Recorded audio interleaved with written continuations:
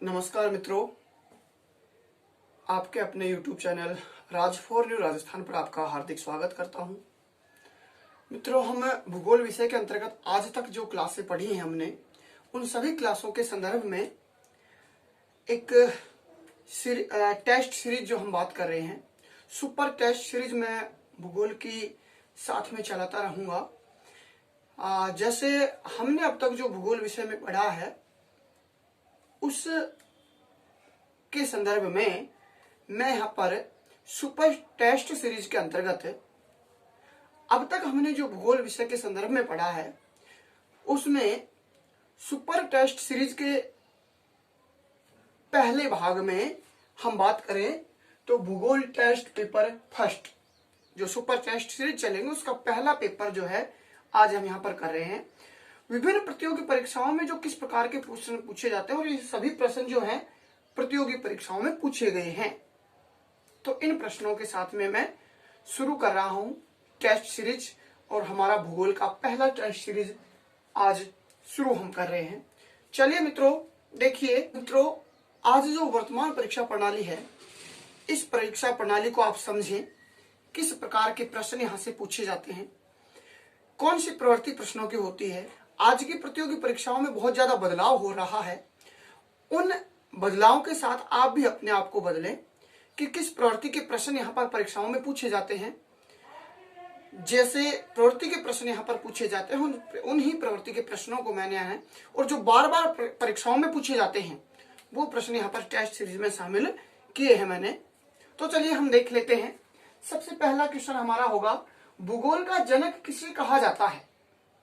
देखिए मित्रों, भूगोल का जनक किसे कहा जाता है।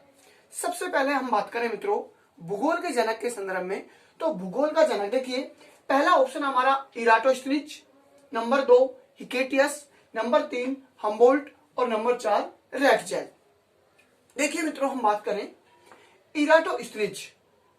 इराटोस्थनीज एक व्यवस्थित या क्रमबद्ध भूगोल के जनक हैं, क्योंकि भूगोल को इन्होंने एक व्यवस्थित विषय के रूप में प्रस्तुत किया था, इसलिए व्यवस्थित या क्रमबद्ध भूगोल के जनक हैं। तो कौन है? इराटोस्थनीज। बात करें हम हिकेटियस। हिकेटियस महोदय यूनान या ग्रीक के ही विद्वान थे ये, और इन्होंने मित्रों सर्वप्रथम भौतिक तत्वों का जो वर्णन किया था, पृथ्वी के भौतिक तत्वों का वर्णन, इनकी एक पुस्तक थी जेस पेरियोडोस, और इस पुस्तक में इन्होंने वर्णन किया था, इसलिए इनको कहा जाता है भूगोल का जनक।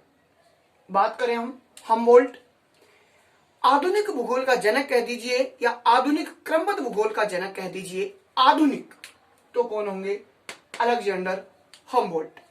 हम बात करें रैटजेल, मानव भूगोल के जनक होंगे। तो दोस्तों हमारा यहां पर उत्तर होगा भूगोल का जनक, तो हमारा उत्तर क्या होगा दोस्तों? यहां पर हिकेटियस। सीधा सा प्रश्न हमारे सामने आता है, भूगोल का जनक तो हिकेटियस।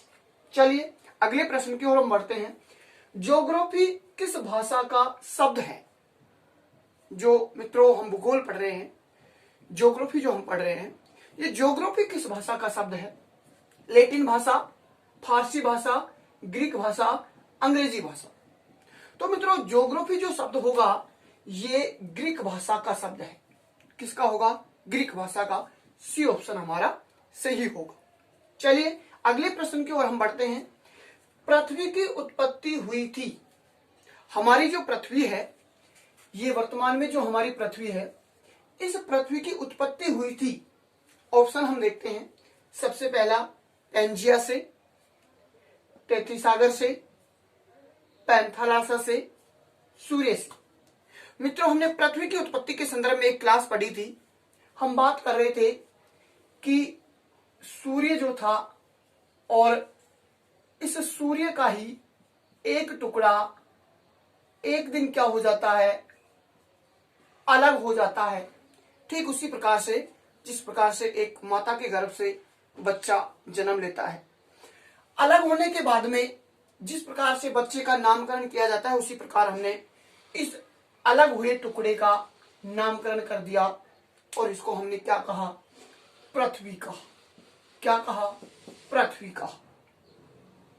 इस प्रकार से हम बात करें तो पृथ्वी की उत्पत्ति हुई है सूर्य से हुई। चलिए अगले प्रश्न की ओर हम बढ़ते हैं। पृथ्वी के कठोर भाग को किस नाम से जाना गया?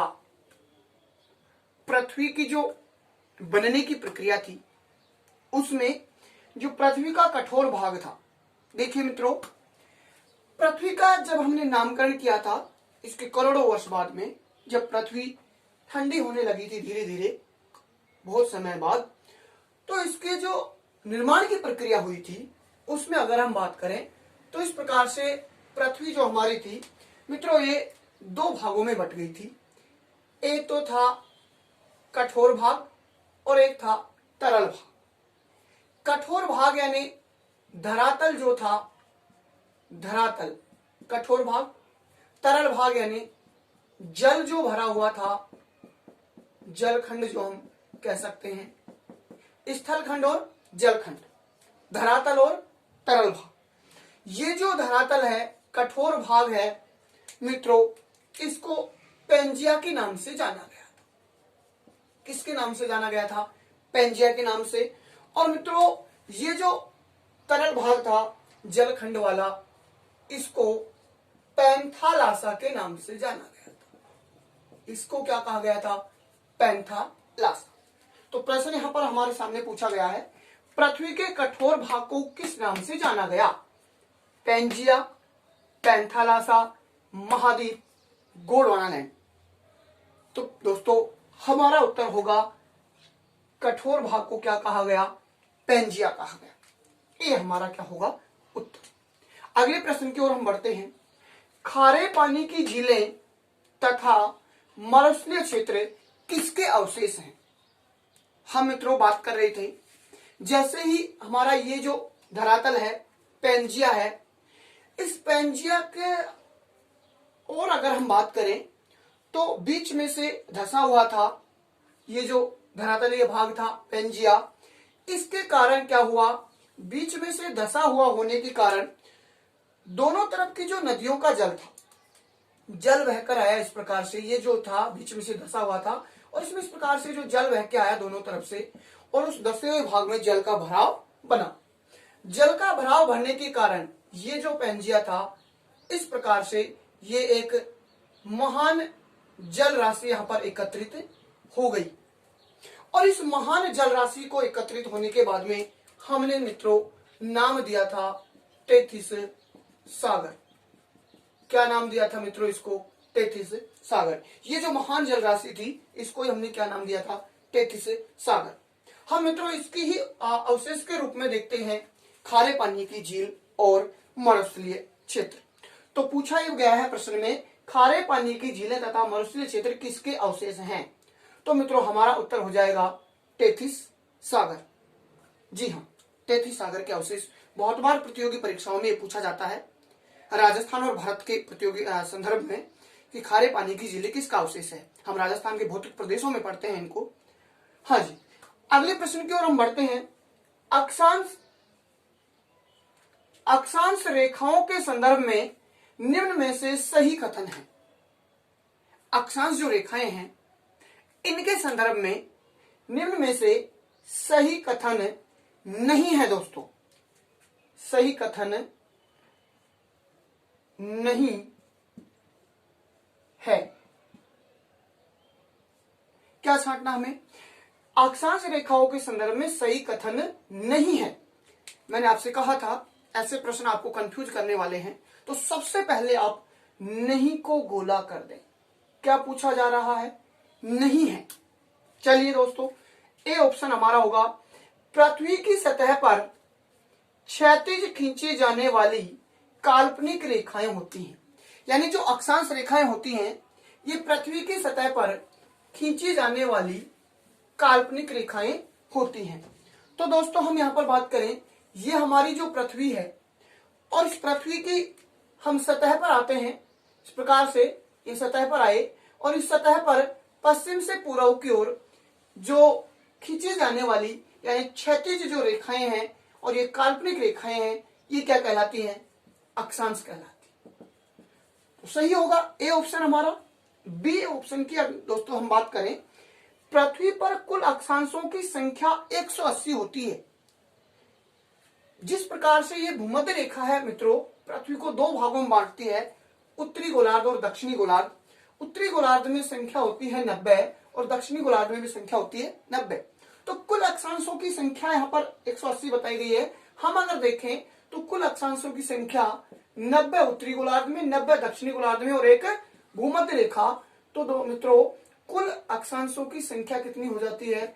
181 हो जाती है। तो ये हमारा क्या हो जाएगा? गलत होगा। पृथ्वी पर अक्षांश रेखाओं की संख्या 181 होगी। चलिए मित्रों, अगर आपसे परीक्षा में पूछा जाता है और ऑब्जेक्टिव प्रश्न आते हैं कि पृथ्वी पर अक्षांश रेखाओं की कुल संख्या, और वहां पर अगर 181 नहीं होता है और 180 होता है, तो हम वहां उसको सही कर सकते हैं। ऐसा प्रश्न परीक्षाओं में पूछा गया है। मान लीजिए प्रश्न पूछा गया कि निम्न में से प्रश्न पूछा गया कि पृथ्वी पर अक्षांश रेखाओं की कुल संख्या, ऑप्शन आपके सामने आया 90, 180, 360 और 40। तो मित्रों यहां पर आपको क्या सही मानना पड़ेगा? 180 मानना पड़ेगा। हम यहां पर 181 माने। सी ऑप्शन की बात करें, सभी अक्षांश रेखाएं विषुवत रेखा के समांतर खींची जाती हैं। ये जो भूमध्य रेखा है, या इसको हम विषुवत रेखा कहते हैं, इसके सभी अक्षांश रेखाएं क्या समांतर खींची जाती हैं? चलिए देख लेते हैं हम। ये जो अक्षांश रेखाएं हैं सारी की सारी मित्रों, ये भूमध्य रेखा या विषुवत रेखा के समांतर ही खींची जाती हैं। तो हम बात करें, जैसा कि मान लीजिए ये ग्लोब है हमारी, इस ग्लोब पर मित्रों हम बात करना चाहें तो ये भूमध्य रेखा है, जो इस प्रकार से ये भूमध्य रेखा, और ये सारी की सारी रेखाएं हैं, जो ये सारी सारी उत्तर और दक्षिण में ये अक्षांश रेखाएं हैं, और ये क्या होती हैं? समांतर ही खींची जाती है। चलिए अगले ऑप्शन, हम बढ़ते हैं अगले ऑप्शन की ओर। पृथ्वी पर उत्तरतम अक्षांश 23.5 डिग्री उत्तरी अक्षांश है, जहां सूर्य की किरणें सर्वाधिक सीधी पड़ती हैं। मित्रों हम देखना चाहेंगे कि हमारी जो पृथ्वी है, और इस पृथ्वी पर 23.5 डिग्री उत्तरी अक्षांश, देखिए ये हमारी जो पृथ्वी है, ये भूमध्य रेखा दो भागों में बांटती है, और ये उत्तरी गोलार्ध में कौन सी रेखा होती है? 23.5 डिग्री उत्तरी अक्षांश। यहाँ पे ये कह रहा है ऑप्शन, पृथ्वी पर उत्तरतम अक्षांश 23.5 डिग्री उत्तरी अक्षांश है, जहां सूर्य की किरणें सर्वाधिक तिरछी पड़ती हैं। मैंने एक क्लास सूर्य की किरणों की स्थिति अलग से एक क्लास पढ़ाई थी मैंने, वहां पर आप जाके विस्तृत देख सकते हैं। देखिए हम बात करते हैं यहाँ पर, ये जो हमारी उत्तरी अक्षांश है 23 डिग्री उत्तरी अक्षांश, भूमध्य रेखा पर सबसे पहले 21 मार्च को सूर्य की किरणें सीधी पड़ती हैं। इसके बाद में उत्तरी गोलार्ध में किरणें जाती हैं, तो कर्क रेखा आती है, और कर्क रेखा को 21 जून पर, कर्क रेखा पर 21 जून को सर्वाधिक सीधी पड़ती हैं। आने वाला है 21 जून, और सर्वाधिक सीधी पड़ेंगी तो सबसे ज्यादा गर्म दिन होगा 21 जून, और सबसे बड़ा दिन भी होता है मित्रों ये कर्क रेखा पर। इसके बाद में वापस भूमध्य रेखा पर 23 सितंबर को जो है किरणें पड़ती हैं, और इसके बाद में दक्षिणी गोलार्ध में फिर मकर रेखा पर जाती हैं, और 22 दिसंबर को सीधी पड़ती हैं। तो उत्तरतम अक्षांश तो कौन सा रहेगा? कर्क ही रेखा या 23.5 डिग्री उत्तरी अक्षांश रहेगा, जहां सूर्य की किरणें सर्वाधिक सीधी पड़ती हैं। तो ये ऑप्शन भी हमारा क्या हो जाएगा? सही हो जाएगा। तो मित्रों हमारा एक ऑप्शन यहाँ पर गलत होगा। ये पूछा भी है, ये निम्न में से कथन सही नहीं है, तो हमारा बी है जो सही नहीं होगा। तो हमारा उत्तर क्या हो जाएगा मित्रों? बी। पृथ्वी पर कुल अक्षांशों की संख्या 181 होती है। और प्रश्नों की मित्रों हम बात करें, चलिए मित्रों और प्रश्नों की हम बात करते हैं। अगला प्रश्न हमारा होगा, निम्न में से कौन सा राज्य कर्क रेखा के उत्तर में स्थित है? मित्रों कर्क रेखा भारत के 8 राज्यों से गुजरती है। हम देख लेते हैं कौन सा राज्य कर्क रेखा के उत्तर में होगा। ये जो हमारा इस प्रकार से भारत है, और इस भारत के हम बात करें तो 8 राज्यों से जो है कर्क रेखा गुजरती है। तो देख लेते हैं हम कौन कौन से 8 राज्य हैं जहां से ये रेखा गुजरती है। तो मित्रों इस प्रकार से जो हमारा ये भारत है, देखिए यहाँ से कर्क रेखा गुजरती है, ये 8 राज्यों से गुजरेगी, और इन 8 राज्यों की हम यहाँ पर बात करते हैं। सबसे पहला जो राज्य होगा मित्रों गुजरात, नंबर 1 पर कौन सा आता है? गुजरात। और गुजरात के बाद में हमारा ये आ जाता है राजस्थान, और राजस्थान के बाद में मित्रों आता है छत्तीसगढ़, मध्य प्रदेश। मध्य प्रदेश के बाद में छत्तीसगढ़, छत्तीसगढ़ के बाद में मित्रों आता है झारखंड, और झारखंड के बाद में मित्रों आ जाता है ये पश्चिम बंगाल, और पश्चिम बंगाल के बाद में आता है ये त्रिपुरा, और त्रिपुरा के बाद में आता है मिजोरम। इस प्रकार से 8 राज्यों से भारत से रेखा गुजरती है। यहाँ पर हम ऑप्शन में देखते हैं, सबसे पहला राजस्थान, इसके बाद में छत्तीसगढ़, इसके बाद में त्रिपुरा, और उसके बाद में दोस्तों मणिपुर। दोस्तों यहाँ पर राजस्थान से गुजर रही है, राजस्थान कर्क रेखा पर स्थित है। इसके बाद में बात करें छत्तीसगढ़ से गुजर रही है, और उसके बाद में बात करें त्रिपुरा से। एक नंबर 4 मणिपुर है, जहां से कर्क रेखा नहीं गुजरती है, और ये कर्क रेखा के उत्तर में स्थित है। हम मणिपुर के राज्य की देखें तो ये मिजोरम है, और मिजोरम के बाद में ये जो राज्य आता है मित्रों, ये कौन सा आता है? मणिपुर आता है। कौन सा पुर होगा? मणिपुर। तो यहाँ पर मिजोरम के उत्तर में मणिपुर, फिर आता है ये नागालैंड, और मित्रों ये आता है अरुणाचल प्रदेश, ये आता है सिक्किम, ये आता है इस प्रकार से अरुणाचल प्रदेश के बगल में ये आता है असम, ये आता है मित्रों मेघालय, ये मेघालय आता है, और ये पश्चिम बंगाल। इस प्रकार से ये जो हमारे भारत के उत्तरी पूर्वी राज्य हैं, इनमें मणिपुर जो है ये कर्क रेखा की, तो हमारा उत्तर क्या हो जाएगा मित्रों? यहाँ पर मणिपुर। इसी प्रश्न को अगर मित्रों पूछा जाए कि निम्न में से कौन सा है जो बेमेल है, इस प्रकार से अगर प्रश्न पूछ लिया जाता है तो बेमेल भी कौन सा होगा? मणिपुर, क्योंकि ये तीनों राज्य कर्क रेखा से संबंधित है, और ये कर्क रेखा से असंबंधित है, यानी असुमेलित है। चलिए दोस्तों अगले प्रश्न की बात करते हैं। भारत के कौन से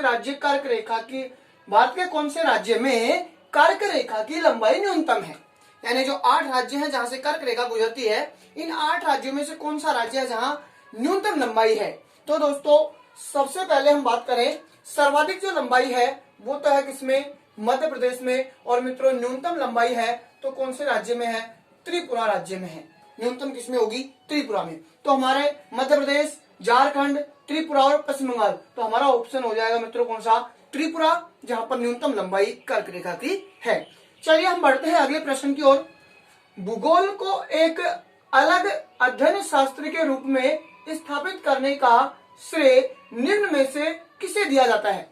फिर से हम देखते हैं मित्रों, भूगोल जो हमारा हम पढ़ रहे हैं, इसको एक अलग से अध्ययन शास्त्र के रूप में स्थापित करने का जो श्रेय दिया जाता है, ये किसको दिया जाता है?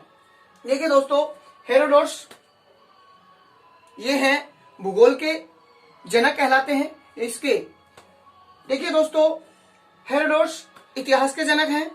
हम बात करें हिकेटियस भूगोल के जनक हैं। हम बात करें रेडजेल मानव भूगोल के जनक हैं। और दोस्तों हम बात करें इराटोस्थिनीज। इराटोस्थिनीज ने हमारे सामने जो भूगोल विषय है, इसको व्यवस्थित या क्रमबद्ध रूप से अध्ययन शास्त्र के रूप में हमारे सामने प्रस्तुत किया था। और सर्वप्रथम जो ज्योग्राफी शब्द है, ये भी किसने दिया था मित्रों? इराटोस्थिनीज ने ही दिया था। तो हमारे सामने एक अध्ययन शास्त्र के रूप में, किसके रूप में मित्रों? अध्ययन शास्त्र के रूप में जो प्रस्तुत करने वाले थे वो कौन थे? इराटोस्थिनीज। जनक है तो कौन है भूगोल के? हिकेटियस। चलिए हम बात करते हैं अगले प्रश्न की। ज्योग्राफी शब्द के शाब्दिक अर्थ के आधार पर, जो ज्योग्राफी शब्द सर्वप्रथम दिया था इन्होंने ही दिया था, इराटोस्थिनीज महोदय ने। ज्योग्राफी के शाब्दिक अर्थ के आधार पर भूगोल की परिभाषा है, यानी शाब्दिक जो अर्थ है भूगोल ज्योग्राफी का, इसके आधार पर भूगोल की परिभाषा क्या है, इसके संदर्भ में अगर मित्रों हम बात करना चाहें तो देखिए हम बात कर लेते हैं। पहला ऑप्शन हमारा है, भूगोल वह विज्ञान है जिसमें पृथ्वी के धरातल का अध्ययन किया जाता है। भूगोल वह विज्ञान है जिसमें पृथ्वी तथा मानव के अंतर संबंधों का अध्ययन किया जाता है। भूगोल वह विज्ञान है जिसमें मानवीय एवं प्राकृतिक विषमताओं का अध्ययन किया जाता है, या इनमें से कोई नहीं होगा। मित्रों हम यहाँ पर बात करें तो जो ज्योग्राफी है, ये जो ज्योग्राफी शब्द है मित्रों, इस ज्योग्राफी की हम बात कर चुके थे कि इसको 2 शब्दों से मिलकर बना हुआ है ये शब्द। एक आता है जियो और दूसरा आता है ग्राफी। इस प्रकार से जियो का अर्थ होता है मित्रों पृथ्वी, और ग्राफी का अर्थ होता है वर्णन करना। यानी शाब्दिक अर्थ जो ज्योग्राफी का है, ये क्या हो जाएगा? पृथ्वी का वर्णन करना। क्या हो जाता है? पृथ्वी का वर्णन करना। तो दोस्तों पृथ्वी के वर्णन करने में भूगोल का वह विज्ञान है जिसमें पृथ्वी के धरातल का, यानी पृथ्वी के वर्णन से संबंधित हम यूं कह सकते हैं कि पृथ्वी का जो धरातल है, इस धरातल के विभिन्न जो स्वरूप हैं उनका अध्ययन करने के लिए हमें आवश्यकता होती है किसकी? भूगोल की। तो हमारे बिल्कुल शाब्दिक आधार पर जो परिभाषा होगी एकदम सटीक, वो ए होगी। ए ऑप्शन में भूगोल वह विज्ञान है जिसमें पृथ्वी के धरातल का अध्ययन किया जाता है। और दोस्तों कांट महोदय ने कहा था कि जो है भूगोल क्या है, भूतल का विज्ञान है। किन्होंने कहा था? कांट महोदय ने कहा था कि भूगोल भूतल का विज्ञान है। भू यानी पृथ्वी और तल यानी धरातल, तल यानी धरातल, यानी पृथ्वी के धरातल का विज्ञान ही क्या है, भूगोल है। ये कांट महोदय ने कहा था। चलिए अगले प्रश्न की ओर हम बढ़ते हैं। पृथ्वी पर दिन रात की अवधि समान होती है। मित्रों हम बात करें कि पृथ्वी पर दिन रात की अवधि समान कहां पर होती है, तो हम देखना चाहेंगे ऑप्शन हमारे देखिए, सबसे पहला ऑप्शन है ध्रुवों पर, बी ऑप्शन है कर्क रेखा पर, सी ऑप्शन है भूमध्य रेखा पर और डी ऑप्शन है मकर रेखा पर। मित्रों हम देखना चाहेंगे कि हमारी ये जो पृथ्वी है इस प्रकार से, और इस पृथ्वी पर हम देखना चाहें तो सबसे पहले भूमध्य रेखा है जो पृथ्वी को दो भागों में विभाजित करती है, एक उत्तरी गोलार्ध और एक दक्षिणी गोलार्ध। उत्तरी गोलार्ध में हम बात करें कि ये जो रेखा है 23.5 डिग्री उत्तरी अक्षांश, और ये रेखा है कौन सी, कर्क रेखा या ट्रॉपिक ऑफ कैंसर कहा जाता है। इसी प्रकार दक्षिणी गोलार्ध में मित्रों ये जो रेखा है मकर रेखा 23.5 डिग्री दक्षिणी अक्षांश ट्रॉपिक ऑफ कैप्रिकॉर्न इसको कहा जाता है। इनके बारे में अगर हम दोस्तों, मैं पिछले क्लास में बता चुका हूं सूर्य की किरणों की स्थिति के बारे में, वहां पर आप और देख ले। चलिए हम बात कर लेते हैं यहाँ पर इस तरह की कि दिन रात की अवधि समान कहां पर होती है। दोस्तों 21 मार्च व 23 सितंबर 2 दिन ऐसे हैं जब सूर्य की किरणें भूमध्य रेखा पर सीधी पड़ती हैं और दिन रात क्या होते हैं यहाँ पर बराबर होते हैं। लेकिन यहाँ से अगर हम ध्रुवों की ओर जाते हैं, भूमध्य रेखा से ध्रुवों की ओर जाते हैं तो दिन और रात की अवधि बढ़ने लगती है, यानी दिन रात की अवधि बढ़ती है तो ध्रुवों से भूमध्य रेखा से ध्रुवों की ओर जाने पर बढ़ती है, ध्रुवों की ओर जाएंगे तो अवधि बढ़ती है। जैसा उदाहरण आप सापेक्ष में हम लेना चाहें कि हमारी कर्क रेखा है और कर्क रेखा पर अभी आने वाले 21 जून को सीधी किरणें पड़ेंगी तो दिन क्या होगा, सबसे बड़ा होगा। तो अगर हम बात करें इसकी कि दिन रात की अवधि समान होती है तो दोस्तों ध्रुवों पर नहीं होगी, कर्क रेखा पर भी नहीं होगी। देखा जैसा कि देख रहे हैं हम 21 जून को सबसे बड़ा दिन होगा, सबसे छोटी रात हो जाएगी तो समान अवधि नहीं होती है। लेकिन कहां पर होती है मित्रों, भूमध्य रेखा पर दिन रात की अवधि क्या होती है, बराबर होती है।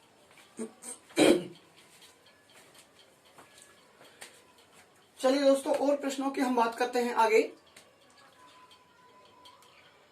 देखिए मित्रों और आगे जो प्रश्न हमारे सामने आएंगे, सबसे पहला उत्तरी गोलार्ध में सबसे बड़ा दिन होता है, यानी जो हमारा उत्तरी गोलार्ध है इस उत्तरी गोलार्ध में सबसे बड़ा दिन कौन सा होता है। ए नंबर पर है 22 सितंबर, बी है 21 मार्च, सी है 21 जून और दोस्तों डी है 23 सितंबर।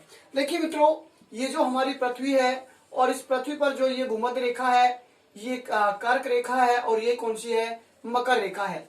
मित्रों इनमें से अगर हम देखें तो देखिएगा, हम बात करें कि उत्तरी गोलार्ध में सबसे बड़ा दिन पूछ रहा है तो भूमध्य रेखा के उत्तर में यहाँ पर ये क्या है, उत्तरी गोलार्ध, और ये भूमध्य रेखा के दक्षिण में ये है दक्षिणी गोलार्ध। तो दोस्तों यहाँ पर उत्तरी गोलार्ध में कर्क रेखा है और कर्क रेखा पर सबसे सीधी किरणें सूर्य की पड़ती हैं कब, 21 जून को। तो 21 जून को उत्तरी गोलार्ध में क्या होगा, सबसे बड़ा दिन होगा। और वैसे भी कर्क रेखा उत्तरी गोलार्ध का उत्तरतम अक्षांश है जहां सूर्य की किरणें सर्वाधिक सीधी पड़ती हैं। तो दोस्तों 21 जून होगा जो कर्क रेखा पर सीधी किरणें उत्तरी गोलार्ध में सबसे बड़ा दिन होता है। चलिए हम बात कर लेते हैं 22 दिसंबर। 22 दिसंबर मकर रेखा यानी दक्षिणी जो गोलार्ध होगा और दक्षिणी गोलार्ध का सबसे बड़ा दिन होगा तो 22 दिसंबर, और उत्तरी गोलार्ध का सबसे बड़ा दिन होगा तो 21 जून। और 21 मार्च और 23 सितंबर क्या होते हैं मित्रों, दिन रात बराबर होते हैं, ये दिन ऐसे होंगे। तो हमारे इस प्रश्न का उत्तर दोस्तों क्या हो जाएगा, 21 जून। उत्तरी गोलार्ध में सबसे बड़ा दिन होता है 21 जून और उत्तरी गोलार्ध में हमारा भारत और राजस्थान स्थित है। चलिए अगले प्रश्न की ओर हम बढ़ते हैं। निम्न में से कौन सा वृहद व्रत का उदाहरण है, निम्न में से कौन सा है जो वृहद व्रत का उदाहरण है, कारक व्रत, मकर व्रत, आकृतिक व्रत और भूमध्य व्रत। देखिए दोस्तों ये है कारक व्रत, ये है मकर व्रत, ये है भूमध्य व्रत और दोस्तों ये 66.5 डिग्री उत्तरी अक्षांश जो आता है इसको कहा जाता है आर्कटिक व्रत। कौन सा व्रत मित्रों, और इसी प्रकार 66.5 दक्षिणी अक्षांश है इसको कहा जाता है मित्रों अंटार्कटिक व्रत। इसको कौन सा कहेंगे, अंटार्कटिक व्रत। यह है आर्कटिक व्रत। इन सभी में से हम बात करें तो सबसे बड़ा जो व्रत होगा वो कौन सा होगा मित्रों, भूमध्य रेखा पर होगा। तो सबसे बड़ा अक्षांशीय जो व्रत बनता है वो कौन सा बनेगा मित्रों, भूमध्य व्रत होता है। इन सब में से सबसे बड़ा होगा। चलिए दोस्तों अगले प्रश्न की बात करते हैं। 1 डिग्री देशांतर की सर्वाधिक दूरी कहां पर होती है, यानी 1 डिग्री जो देशांतर होता है उसकी दूरी सर्वाधिक कहां पर होती है, देखने का प्रयास करेंगे दोस्तों हम। ये जो उत्तरी ध्रुव है और इस उत्तरी ध्रुव को दक्षिणी ध्रुव से मिलाते हुए इस प्रकार से देशांतर रेखाएं जो है खींची जाती हैं। ये कौन सी रेखाएं होंगी मित्रों, देशांतर रेखाएं होंगी। और मित्रों अगर हम देखना चाहेंगे तो ये जो कोई सा भी एक अक्षांश ले सकते हैं आप, कोई सा भी 1 डिग्री देशांतर ले सकते हैं, सर्वाधिक दूरी होगी तो इन सभी की कहां पर होगी, इस भूमध्य रेखा पर। हम ध्रुव की ओर जाते हैं तो दूरी क्या होती जाती है, न्यूनतम होती जाती है। तो दोस्तों इसका भूमध्य रेखा या इसका उत्तर क्या हो जाएगा, विषुवत व्रत। विषुवत व्रत पर जो है सर्वाधिक दूरी 1 डिग्री देशांतर की होगी। अगले प्रश्न की ओर हम बढ़ते हैं। अंतरराष्ट्रीय तिथि रेखा निम्न में से है। मित्रों अगर हम बात करें अंतरराष्ट्रीय तिथि रेखा, सबसे पहले तो हम बात करेंगे अंतरराष्ट्रीय तिथि रेखा जो है ये कौन सी रेखा को कहा जाता है। एक है यहाँ पर 180 डिग्री पश्चिमी देशांतर, 0 डिग्री देशांतर, 180 डिग्री देशांतर और 0 डिग्री अक्षांश। देखिए मित्रों जो अंतरराष्ट्रीय तिथि रेखा माना गया है वो 180 डिग्री देशांतर को माना गया है। 180 डिग्री पश्चिमी देशांतर नहीं होगा, सिर्फ और सिर्फ क्या होगा, 180 डिग्री देशांतर होगा। देखिए ये जो अंतरराष्ट्रीय तिथि माना गया है, इंटरनेशनल डेट लाइन जो रेखा है अंतरराष्ट्रीय तिथि रेखा, इसको 1884 में, कब मित्रों, 1884 में वाशिंगटन, कहां पर, वाशिंगटन में जो है एक सम्मेलन हुआ था और उस सम्मेलन में इसको अंतरराष्ट्रीय जो है इंटरनेशनल डेट लाइन रेखा घोषित कर दिया गया था। कब मित्रों, 1884 में। तो ये हमारी क्या होगी, 180 डिग्री देशांतर रेखा अंतरराष्ट्रीय तिथि रेखा है।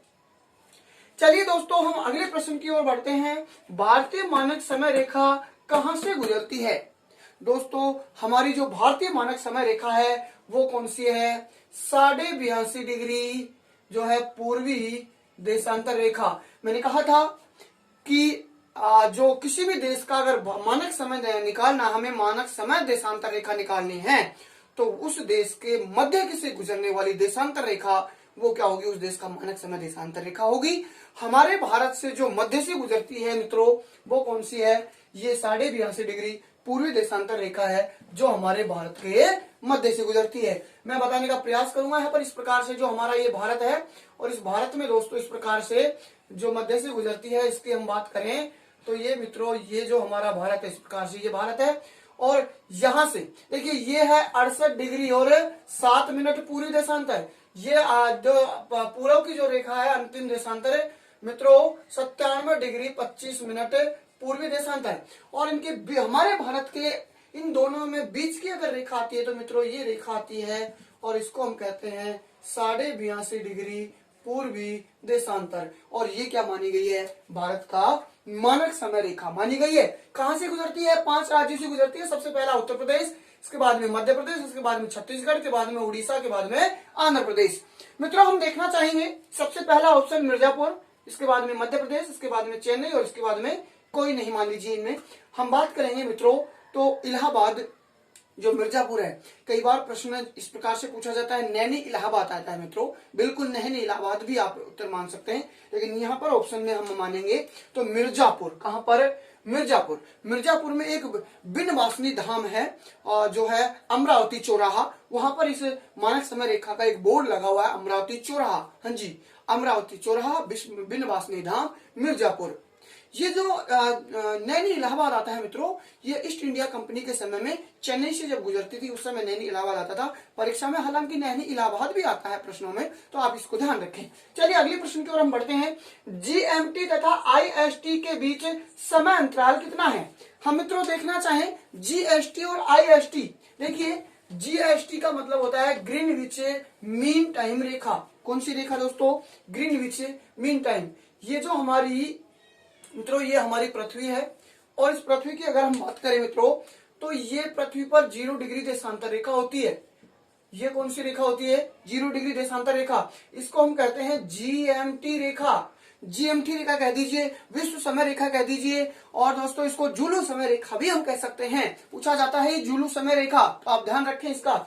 जीएमटी जो रेखा है इसके और आईएसटी के बीच समय अंतराल, IST Indian standard time, Indian standard time Bharat का जो मानक समय है मित्रों, भारत का मानक समय हम बात कर रहे हैं। भारत का मानक समय क्या है? 82.5 डिग्री पूर्वी देशांतर, 82.5 डिग्री।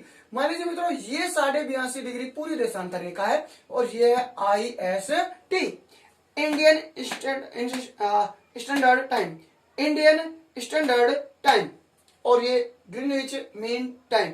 दोस्तों इनके बीच में पूछा गया है समय अंतराल, तो हम देखना चाहेंगे ये 0 डिग्री और ये 82.5। मित्रों हम निकालना चाहेंगे ये 0 डिग्री देशांतर है, मैंने आपको बताया था पिछली क्लास में, और ये है मान लीजिए 82.5। अंतर कितना हो जाता है मित्रों? 82.5 डिग्री देशांतर का अंतर हमारे पास में आ गया दोनों स्थानों के बीच का।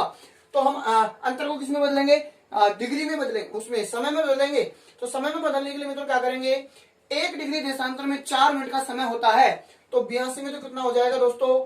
328 मिनट, और दोस्तों इसमें हो जाएगा 2 मिनट। इसमें कितना हो जाता है?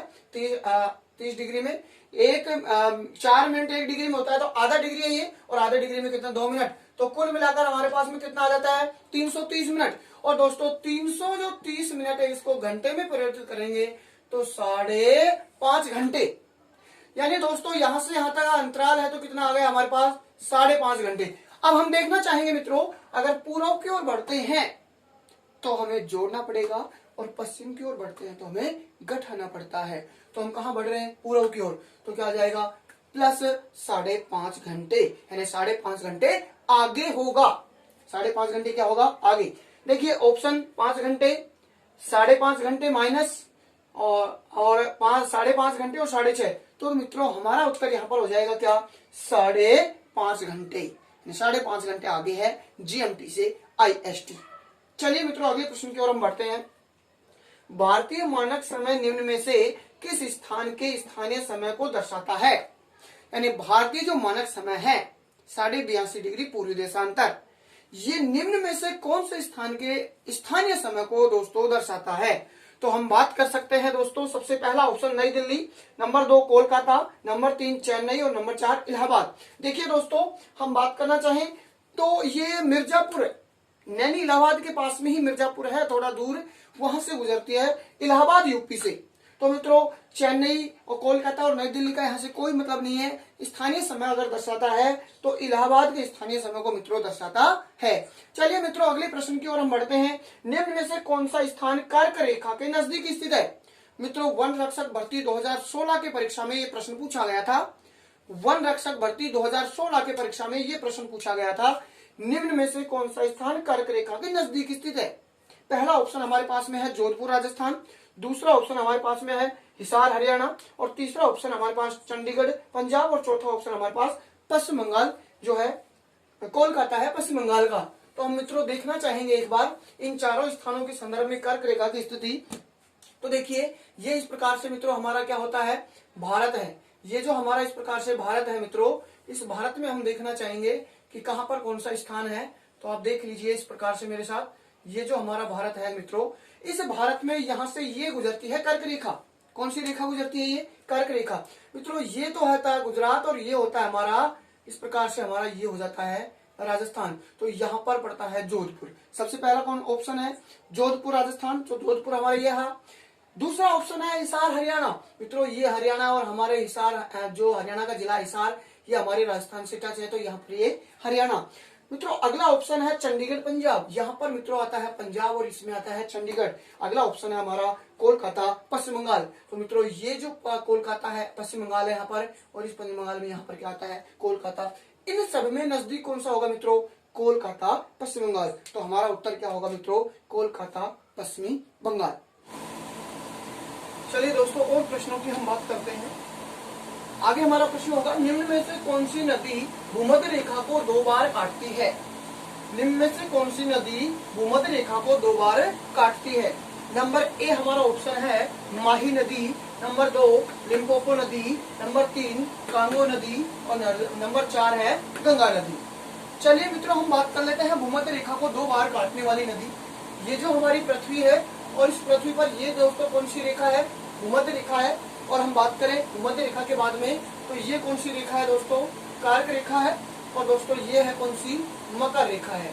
ये है मकर रेखा, ये है कर्क रेखा और ये है भूमध्य रेखा।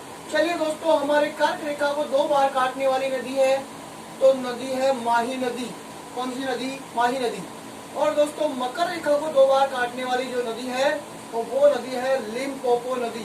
कौन सी पोपो? लिम्पोपो नदी है। और दोस्तों अगर हम बात करें भूमध्य रेखा को 2 बार काटने वाली नदी है, तो दोस्तों कौन सी नदी है? कांगो नदी। कांगो या दोस्तों इसको जायरे नदी भी अफ्रीका महाद्वीप में बहती है, ये भी अफ्रीका में बहती है लिम्पोपो। तो भूमध्य रेखा को 2 बार काटने वाली नदी कौन सी होगी दोस्तों? कांगो नदी। तो हमारा सही आंसर होगा ऑप्शन सी। भूमध्य रेखा को 2 बार कांगो नदी काटती है, माही को कर्क रेखा को माही नदी 2 बार काटती है और मकर रेखा को 2 बार काटती है लिम्पोपो नदी। एक ट्रिक आप याद रखें दोस्तों, सीधा सा मालिकम भूका, मालिकम भूका, ये याद रखें दोस्तों, सीधा सा आपको याद रहेंगे तीनों के तीनों। मैं से क्या बन गया दोस्तों? मकर रेखा। क्या बन गया? मकर रेखा। कैसे क्या बन गया दोस्तों? कर्क रेखा। और भू से क्या बन गया दोस्तों? भूमध्य रेखा। चलिए दोस्तों, मैं से मकर और ली से इसको काटने वाली लिम्पोपो नदी। और दोस्तों कैसे कर्क रेखा और मैं से इसको काटने वाली माही नदी, भू से भूमध्य और इसको काटने वाली कांगो या जायरे नदी। तो सीधा सा मित्रों आप याद रखें मालिकम भूका। चलिए हम अगले प्रश्न की ओर बढ़ते हैं। निम्न में से कौन से राज्य में सूर्य की किरणें सर्वाधिक तिरछी पड़ती हैं? दोस्तों हम अगर बात करना चाहें कि सूर्य की किरणें जो तिरछी पड़ती हैं, मैंने आपको एक पिछली क्लास पढ़ा चुका हूँ, एक सूर्य की किरणों की स्थिति। आप पिछली क्लास को आप देख लें, सूर्य की किरणों की स्थिति के संदर्भ में एक अलग से क्लास मैंने आपके सामने पढ़ाई थी। चलो देख लीजिए। ये मान लीजिए हमारा वर्तमान भारत है। इस प्रकार से 28 राज्य जो हमारे भारत में है वर्तमान में, इस भारत की अगर हम मित्रों बात करें तो ये जो हमारा वर्तमान भारत है, इस प्रकार से इस वर्तमान भारत में वर्तमान 28 राज्यों में से हम बात कर लेते हैं कि जो है कौन सा राज्य है जहाँ पर सूर्य की किरणें सर्वाधिक तिरछी पड़ेंगी। इनमें से कौन सा होगा? देखिए दोस्तों, ये कर्क रेखा इस प्रकार से, और कर्क रेखा के संदर्भ में अगर हम बात करें तो यहाँ पर दोस्तों ये तो आता है उत्तराखंड। पहला ऑप्शन है उत्तराखंड हमारा, ये आता है उत्तराखंड। बी ऑप्शन है हमारा पंजाब मित्रों, ये आता है कौन सा? पंजाब। और सी ऑप्शन है दोस्तों मणिपुर। तो दोस्तों ये मिजोरम के बाद में ये आ जाता है कौन सा? मणिपुर। ये आ जाता है उत्तराखंड। और मित्रों ये आ जाता है पंजाब। ये कौन सा आ जाता है? पंजाब। और यहाँ पर दोस्तों ये आता है मेघालय। ये कौन सा आता है? मेघालय। मित्रों मैंने पिछली वीडियो में जब सूर्य की किरणों की स्थिति मैंने आपको बताई थी, वहां पर मैंने बताया था कि कर्क रेखा पर सूर्य की किरणें 21 जून को सर्वाधिक सीधी पड़ती हैं और कर्क रेखा से भारत का कोई भी स्थान या कोई भी राज्य जितनी दूरी पर होगा वहाँ उतनी ही तिरछी किरणें पड़ेंगी। और यहाँ पर भी सर्वाधिक तिरछी किरणों की बात की गई है। तो इन चारों राज्यों में से सर्वाधिक तिरछी किरणें पड़ेंगी। तो मित्रों आप ये देखिए कि इनमें से सर्वाधिक दूर स्थित कौन सा राज्य है? तो ये दोनों तो बिल्कुल नजदीक है। इन दोनों में से बात करेंगे सर्वाधिक दूर कौन सा होगा? उत्तराखंड होगा। तो मित्रों यहाँ पर सर्वाधिक तिरछी इन चारों राज्यों में से हम बात करें तो कौन सा राज्य होगा हमारा? उत्तराखंड हमारा उत्तर हो जाएगा, जिसमें जो है सर्वाधिक तिरछी किरणें पड़ती हैं। कोई भी 4 राज्य आपके सामने मित्रों ऑप्शन में आ सकते हैं। इसके लिए हमें राज्यों की स्थिति का पता होना चाहिए, हम आसानी से हल कर सकते हैं। चलिए मित्रों अगले प्रश्न की ओर हम बढ़ते हैं। अधिकांशतः राजस्थान कौन से जलवायु कटिबंध में स्थित है? ये प्रश्न बहुत बार परीक्षा में पूछा गया है मित्रों राजस्थान के संदर्भ में कि अधिकांशतः हमारा जो राजस्थान है, ये राजस्थान कौन से जलवायु कटिबंध में स्थित है? तो देख लीजिएगा दोस्तों, ये हमारा जो राजस्थान है इस प्रकार से ये हमारा क्या है? राजस्थान है। और राजस्थान के कर्क रेखा के नीचे डूंगरपुर का छोटा सा भाग आता है और बांसवाड़ा का आधा सा भाग आता है। और पूरा का पूरा अधिकांश शब्द देखो लगा हुआ है। अधिकांश राजस्थान कहाँ पर आ रहा है? कर्क रेखा के उत्तर में आ रहा है। कहाँ पर आ रहा है मित्रों? कर्क रेखा के उत्तर में। हमने पिछली क्लास में मैंने जलवायु कटिबंध का एक स्पेशल टॉपिक एक वीडियो बनाया था दोस्तों। एक अलग से क्लास मैंने जलवायु कटिबंध की बनाई है, आप उस क्लास को जाके देख सकते हैं। सारी चीजें आपको एक एक चीज समझ में आ जाएगी और एक एक परीक्षा में आने वाला प्रश्न आप हल कर पाएंगे दोस्तों। उस वीडियो को देखना ना भूलें। चलिए दोस्तों, मैं यहाँ पर बात कर लेता हूँ जलवायु प्रतिबंधों के संदर्भ में। ये जो हमारी पृथ्वी है और इस पृथ्वी पर ये हो जाती है भूमध्य रेखा, ये हो जाती है कर्क रेखा, ये हो जाती है आर्कटिक वर्त, ये 90 डिग्री उत्तरी अक्षांश, ये हो जाती है 23.5 दक्षिण, ये अंटार्कटिक वर्त और ये 90 डिग्री दक्षिणी अक्षांश। हम मित्रों बात करना चाहें, 3 जलवायु प्रतिबंध है पृथ्वी पर। एक है उष्ण जलवायु, एक है उपोष्ण जलवायु या इसको कहेंगे शीतोष्ण जलवायु, और एक है दोस्तों शीत जलवायु प्रतिबंध। उष्ण का मतलब होता है गर्म, वह क्षेत्र होगा जहाँ पर सूर्य की किरणें सबसे ज्यादा सीधी पड़ती है, तो भूमध्य रेखा पर पड़ती है, तो उत्तर में 23.5 और दक्षिण में भी 23.5, यानी कर्क से और भूमध्य मकर तक यहाँ पर कौन सा होता है दोस्तों, उष्ण जलवायु कटिबंध। दोनों गोलार्धों में 23.5 से 66.5 और दक्षिणी गोलार्ध में भी 23.5 से 66.5, दोनों गोलार्धों में 23.5 से 66.5। यहाँ पर दोस्तों अगर जलवायु प्रतिबंध होगा तो होगा उपोष्ण या शीतोष्ण। कौन सा होगा, उपोष्ण या शीतोष्ण। और मित्रों 66.5 से उत्तरी गोलार्ध में और 66.5 से दक्षिणी गोलार्ध में यहाँ पर होता है दोस्तों कौन सा, शीत जलवायु, जहाँ सूर्य की किरणें बहुत ही कम पहुंच पाती हैं, वहाँ पर शीत कटिबंध जो है पाया जाता है।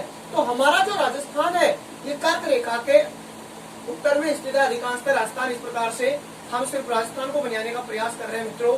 ये हमारा पतंगाकार राजस्थान है भारत के उत्तर पश्चिम दिशा में, और यहाँ पर अधिकांश राजस्थान जो आएगा वो आएगा उपोष्ण या शीतोष्ण में। और उपोष्ण शीतोष्ण के भी मैंने 2 भाग करे थे मित्रों उस दिन। देखिए आप ध्यान दीजिए थोड़ा सा, ये जो हमारा इस प्रकार से भारत है, इस भारत के अंतर्गत ही मैं आपको बताना चाहूंगा कि हमारे भारत में हमने प्रकार से 2 भागों में विभाजित कर दिया था उनको, रेखाओं को।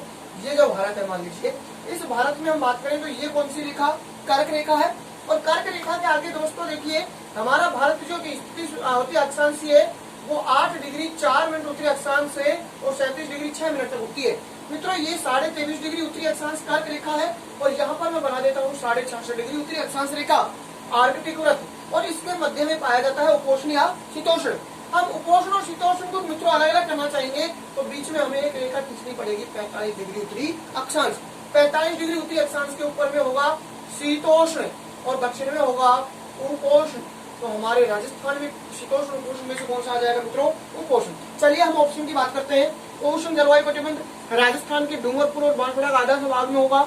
शीतोष्ण जलवायु कटिबंध 45 डिग्री उत्तरी अक्षांश के उत्तर में होगा, और उपोष्ण कटिबंध 45 डिग्री के दक्षिण में होगा। तो हमारा राजस्थान है मित्रों, हमारा राजस्थान आता है, देखिए राजस्थान की जो अक्षांश स्थिति है वो 23 डिग्री 03 मिनट से 30:12 तक आती है, 45 से दक्षिण में आता है। और यहाँ पर कौन सा कटिबंध आ जाएगा, उपोष्ण जलवायु कटिबंध। अगर मित्रों उपोष्ण और शीतोष्ण दोनों एक ही ऑप्शन में आते हैं तो हम उसको हल कर सीधा सा उत्तर दे सकते हैं। इसी प्रकार से भी प्रश्न पूछा गया है कि उपोष्ण और शीतोष्ण एक साथ तो एक ही ऑप्शन में आए थे, और अगर अलग आता है दोनों तो हम दोस्तों किसको लेंगे, उपोष्ण। उप प्लस उष्ण यानी उष्ण के पास वाला भाग होगा, उपोष्ण होगा। मित्रों मैं यहाँ पर छोटी सी बात करना चाहूंगा आपसे। उपोष्ण जो शब्द आया है, देखिए उपोष्ण जो शब्द आया है, इस उपोष्ण शब्द के संदर्भ में मैं मित्रों बात करना चाहूंगा। ये जो उपोष्ण है, आप उपोष्ण में कौन सी संधि बताते हैं, थोड़ी सी हम हिंदी में चर्चा करना चाहेंगे। उपोष्ण शब्द में मित्रों गुण संधि है। कौन सी संधि होगी, गुण। आप सीधा से सीधा याद रखें, जिसमें एक चोटी आ जाती है उसमें संधि कौन सी, गुण। और दोस्तों जिसमें चोटी में हो गई वृद्धि, तो वृद्धि भी कौन सी हो गई, संधि भी कौन सी हो गई, वृद्धि। एक चोटी गुण और चोटी में हो गई वृद्धि, तो संधि भी कौन सी, वृद्धि। ये हम बात कर रहे हैं दोस्तों। इसके बाद में दोस्तों हम बात करें आ जाए, ई आ जाए और ऊ आ जाए, तो संधि कौन सी होगी, दीर्घ।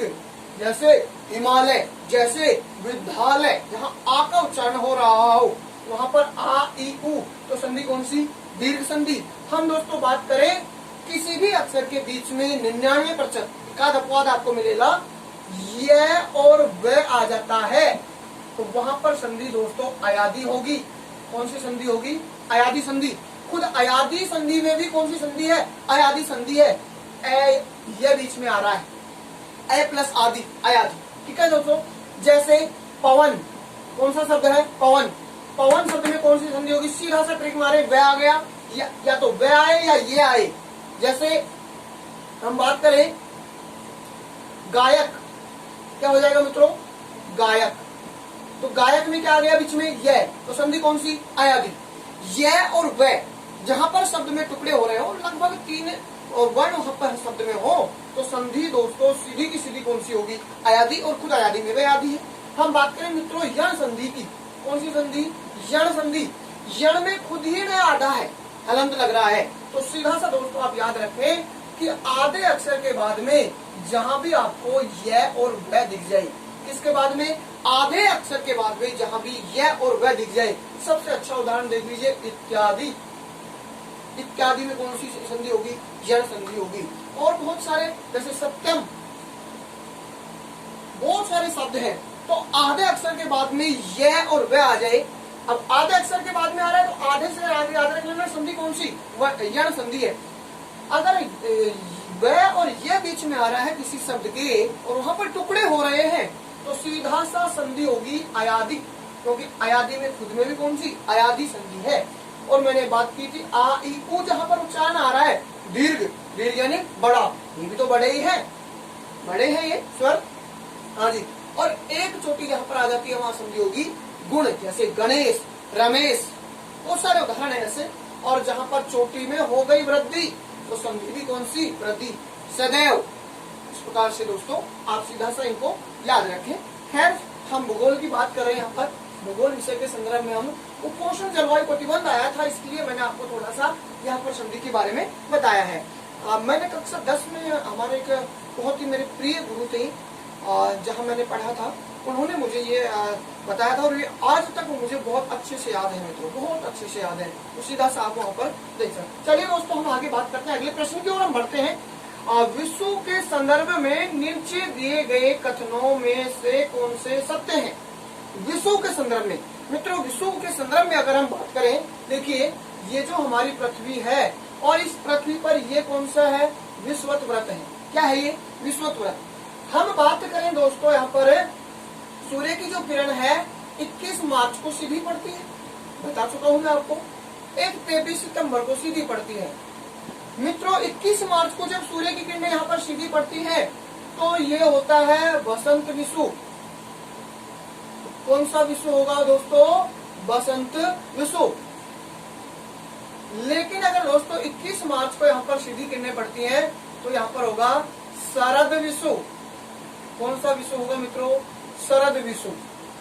विषुवत रेखा पर सीधी किरणें पड़ रही है विषु, तो 21 मार्च को बसंत विषु और 23 सितंबर को शरद विषु जो है होता है। चलिए दोस्तों इसके संदर्भ में कथनों पर दिए गए कौन से कथन सत्य हैं? सबसे पहला कथन हम बात करें नंबर 1 पर, तो इस अवस्था में सूर्य की किरणें विषुवत व्रत पर सीधी पड़ती हैं। बता दिया मैंने आपको, सीधी पड़ेंगी, बिल्कुल सही है, 1 नंबर। नंबर 2 हमारा होगा संपूर्ण पृथ्वी पर दिन रात बराबर होते हैं। ये भी सही होगा मित्रों। 21 मार्च और 23 सितंबर जो है ये विषु है, इसमें संपूर्ण पृथ्वी पर दिन रात क्या होते हैं? बराबर होते हैं। चलिए तीसरे कथन की ओर बढ़ते हैं। कोई भी ध्रुव सूर्य की ओर झुका हुआ नहीं होता है। मित्रों अगर मैं बात करना चाहूँ यहाँ पर कि हमारी जो ये पृथ्वी है, ये पृथ्वी का झुकाव 23.5 डिग्री, अपने अक्ष पर कितनी झुकी हुई है? 23.5 डिग्री झुकी हुई है अपने अक्ष पर।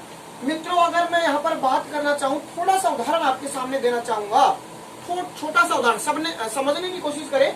तीसरा पॉइंट, कोई भी ध्रुव सूर्य की ओर झुका हुआ नहीं होगा। हम बात यहाँ पर कर रहे हैं कि जब भूमध्य रेखा पर सीधी पड़ती है ये किरणें भूमध्य रेखा पर, तो कोई सा भी ध्रुव जो है झुका हुआ नहीं होता है। इस प्रकार से होगा सूर्य यूं सीधा, तो कोई सा भी ध्रुव क्या होगा? झुका हुआ नहीं होगा। जबकि 21 जून को उत्तरी ध्रुव झुका होता है और 22 सितंबर को दक्षिणी ध्रुव झुका हुआ होता है, तो वहां पर सीधी किरणें पड़ती हैं। थोड़ा सा समझने का प्रयास किया है, आप समझ चुके होंगे शायद, जहां तक है आप देखें, प्रैक्टिकल करके देखें इन चीजों को। चलिए दोस्तों आगे की हम बात करते हैं। नंबर 4, पृथ्वी पर सूर्य उच्चतम तापमान होता है। पृथ्वी पर सबसे उच्चतम तापमान होता है, बिल्कुल सही है। जब भूमध्य रेखा पर सबसे सीधी किरणें पड़ती हैं तो पृथ्वी पर सबसे उच्चतम तापमान कहाँ होगा? इस विषु पर होगा, विषुवत व्रत पर ही होगा। तो दोस्तों चारों कथन हमारे सही हैं। तो इनमें देख लीजिए, ऑप्शन में 1 और 4 पहले में, दूसरे में 1, 2, 4 है, तीसरे में 1, 2, 3 है, और नंबर 4 पर क्या है? उपरोक्त सभी। तो हमारा क्या होगा? उपरोक्त सभी। आप इसको थोड़ा सा ध्यान दें। इस प्रकार के प्रश्न आज वर्तमान प्रतियोगी परीक्षाओं में आपसे पूछे जाते हैं। ऐसे ही प्रश्न पूछे जाते हैं दोस्तों, जो बहुत सारे आप पीछे रह जाते हैं और आप परीक्षा में ऊपर उठ जाते हैं। थोड़ा सा आप धैर्य से पढ़ें अपने आप में, तो आप प्रतियोगी परीक्षाओं को क्रैक कर सकते हैं आराम से। देखिए दोस्तों, अगला प्रश्न हमारा है, राजस्थान के नागौर जिले में सूर्योदय 7 बजे होता है। चलिए दोस्तों, राजस्थान के संदर्भ में प्रश्न आ चुका है आपके सामने।